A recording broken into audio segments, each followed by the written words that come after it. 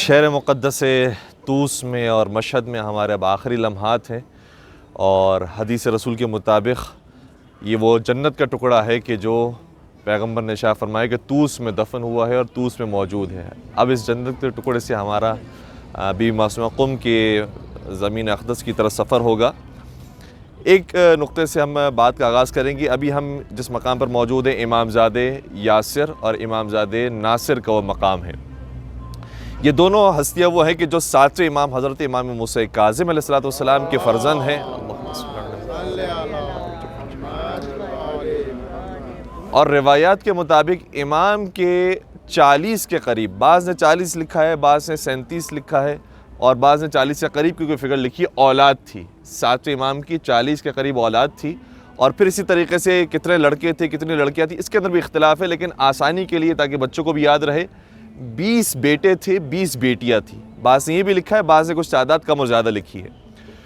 اور 8ویں امام کا جب مدینہ سے خراسان کا سفر ہوا تو بہت سارے ان کے بھائی، ان کی بہنیں، وہ بھی خراسان آ گئے۔ ہم نے بہت سو کی زیارت کی اور بہت سو کی ابھی زیارت انشاءاللہ کریں گے، اور شاید بعض کی زیارت سے محروم ہو جائیں گے۔ ایک امامزادے تھے، امامزادہ ابراہیم بن موسیٰ کاظم۔ اگر آپ کو یاد ہو کہ امامزادہ محروق کے مقام پر ہم نے ان کی بھی زیارت کی تھی۔ امام علی رضا علیہ السلام، ان کی زیارت ہم کر چکے ہیں۔ یہ دو امامزادہ، یہ بھی امام موسیٰ کاظم علیہ السلام کی اولاد ہیں۔ پھر ہم جب انشاءاللہ تہران جائیں گے، تہران کی زیارت کریں گے، تو شاہ عبدالعظیم حسنی کے ساتھ امامزادہ حمزہ بن موسیٰ کاظم، ان کی بھی وہاں زیارت گاہ ہے۔ ایک اور امامزادے ہیں جو ساتویں امام کے فرزند ہیں، جناب احمد بن موسیٰ کاظم، جو شیراز میں ہیں۔ تو ایران کی سرزمین میں، افغانستان، ترکمنستان، اس سرزمین میں بہت سارے ساتویں امام کی اولادیں مدفون ہیں۔ البتہ یہ اس نقطے کی وضاحت بھی میں ضروری سمجھتا ہوں کہ کر دوں، کیونکہ ایک صاحب نے ہم سے سوال بھی کیا کہ آپ صرف یہ کہہ رہے ہیں کہ یہ امام کے فرزند ہیں اس لیے ہم ان کی زیارت پر آتے ہیں، تو کیا صرف خون ہونے کی وجہ سے، صرف فرزند ہونے کی وجہ سے ہم زیارت پر آ رہے ہیں کہ نہیں، یا ان کا کوئی کردار ہے، با ایمان تھے، عمل صالح کرنے والے تھے، راہ حق کے لیے بلند ہوئے ہیں، اس لیے ہم ان کی زیارت پر آ رہے ہیں؟ کیونکہ وہ خود بھی جانتے تھے، یہیں پر ہمارے کاروان کے ساتھی ہیں، انہوں نے کہا کہ آپ بھی جانتے ہوں گے، ہم بھی جانتے ہیں کہ کچھ ایسے افراد تھے کہ جن کی وجہ سے فرقے بھی قائم ہوئے ہیں، جیسے اسماعیلیہ فرقہ بن گیا، یا اسی طریقے سے ابتہیہ فرقہ بن گیا۔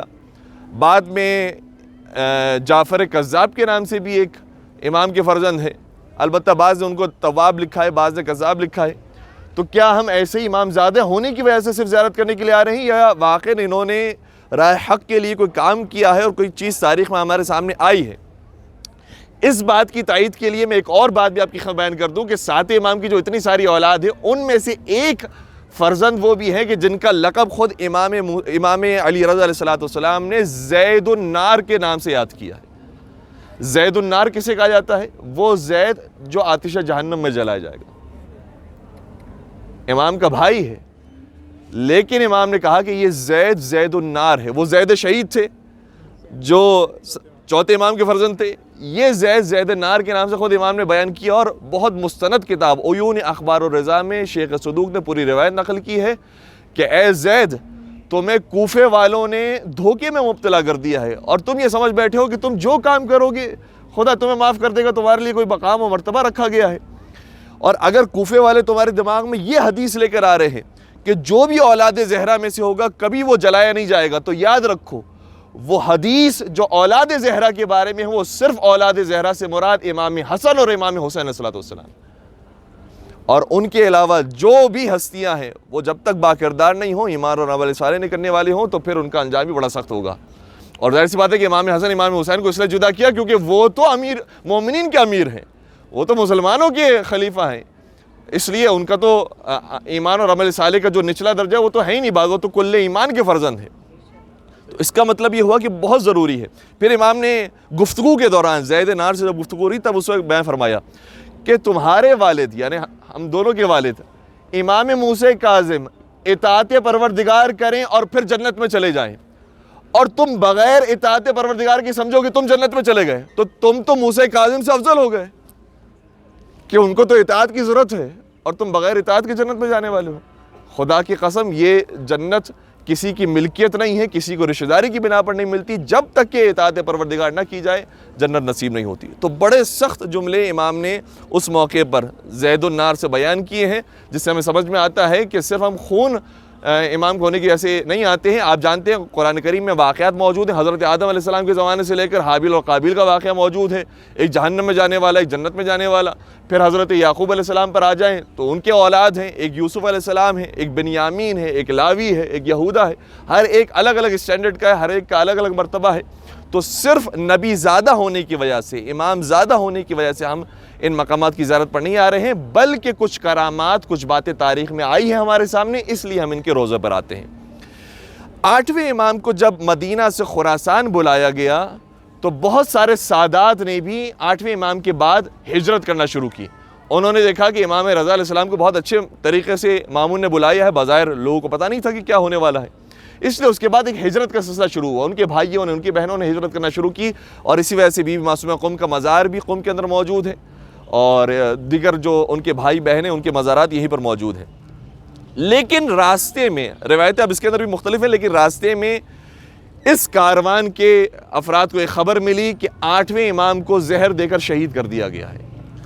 جب یہ خبر ملی تو انہوں نے وہیں سے اپنا رخ قیام کی طرف بدل دیا, اور بعض روایتیں کہتی ہیں کہ ان کا جو کاروان آ رہا تھا اس کی تعداد 15,000 افراد پر مشتمل تھی, تو جو پورے لشکر کی مانند ہو سکتی تھی. تو انہوں نے وہیں سے قیام کا آغاز کیا, لیکن حکومت نے ان کے قیام کا جواب دیا, اور یہ ان کا لشکر پراکندہ ہو گیا. بعض کسی مقام پر چلے گئے, بعض کسی مقام پر چلے گئے. لشکر کے بہت سارے لوگ شہید کر دیے گئے. یہ جو 2 ہستیاں تھیں وہ گولستان یعنی مشہد کے قریب, یہاں اس گاؤں کا نام آپ سمجھ لیجئے کہ گولستان کے نام سے یہ معروف ہے, وہاں پر آ کر انہوں نے پناہ لی. اور پھر مامون رشید کو یہ بھی پتہ چلا کہ یہاں پر موجود ہیں, تو انہیں یہاں پر شہید کیا گیا ہے. اور ان کے حسب و نسب کے بارے میں, چونکہ حسب و نسب معلوم کرنا کوئی آسان کام نہیں ہوتا, ان کے حسب و نسب کے بارے میں ایک بہت قدیمی کتاب کنز الانساب کے نام سے, جو ابی مخنف کی کتاب ہے. یہ ابی مخنف وہ ہے کہ جس کا نام ہم تاریخ کربلا میں کبھی کبھار سنتے ہیں. ابی مخنف کی کتاب کنز الانساب میں انہوں نے لکھا ہے کہ ہمارے لیے جو روایات پہنچی ہیں اسے یہ طے ہوتا ہے کہ یہ بلا واسطہ فرزند ہوتے ہیں حضرت امام موسیٰ کاظم علیہ السلام کے. اور بعض روایتیں کہتی ہیں کہ یہ دونوں جڑواں بھائی تھے, جناب یاسر اور جناب ناصر, اور پھر یہاں پر شہید کیے گئے ہیں. جب یہ شہید ہو گئے, اور ظاہر سی بات ہے کہ یہاں پر ان کی قبر ہوگی, تو کچھ عرصے کے بعد ان کی قبر کے اوپر مقبرہ قائم ہوا, ایک حرم تعمیر ہوا, ایک مزار قائم ہوا. تو کہتے ہیں کہ ایک کویتی زائر تھا, اس نے کچھ منت مانی تھی کہ میرا فلاں کام ہو جائے گا تو میں یہاں پر حرم میں بارگاہ بناؤں گا اور گنبد تعمیر کروں گا, اور اس کی بہت جلدی منت پوری ہوئی.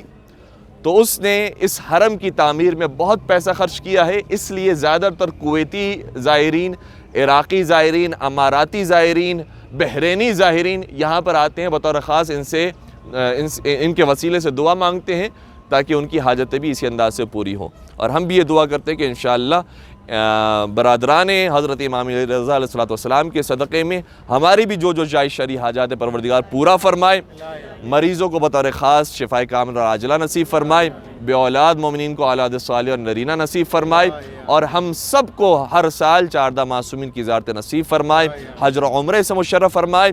اور جس طریقے سے انہوں نے اپنے زمانے کے امام کی محبت میں ہجرت کی, قیام کیا, جہاد کیا, ہمیں بھی یہ توفیق نصیب ہو کہ ہم اپنے زمانے کے امام کی نصرت کے لیے قدم اٹھا سکیں اور قیام کر سکیں. پروردگارہ ان کے جانثاروں میں, ان کے عاشقین میں ہم سب کا نام شامل فرما, اور ان کے ظہور میں تعجیل فرما. بر محمد و آل محمد صلوات.